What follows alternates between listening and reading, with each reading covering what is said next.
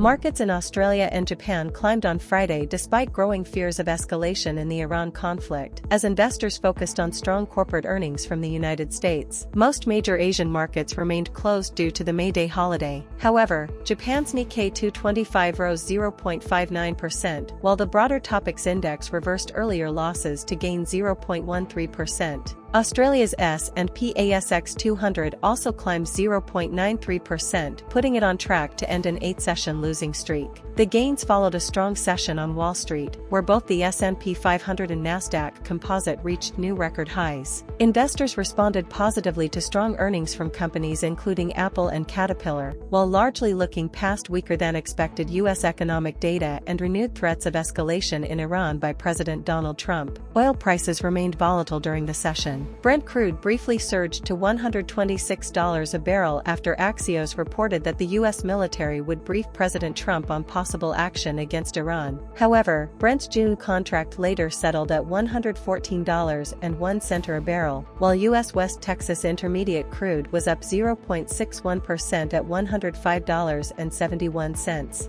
Brent futures for July delivery closed at $110.40. Meanwhile, new data from the U.S. Commerce Department showed that the American economy grew at an annualized pace of 2% in the first quarter. Although this marked an improvement from 0.5% growth in the fourth quarter of 2025, it was below the 2.2% estimate expected by Wall Street economists. In the currency market, the Japanese yen weakened 0.43% against the U.S. dollar after reports that Tokyo had intervened to support the yen on Thursday, triggering a sharp rally earlier. The yen was last trading at 157.26 against the dollar after crossing the 160 level earlier in the week and reaching a 2-year high of 160.72. In the United States, the S&P 500 rose 1.02% to close above the 7,200 mark for the first time, while the Nasdaq gained 0.89% and the Dow Jones Industrial Average added 1.62%.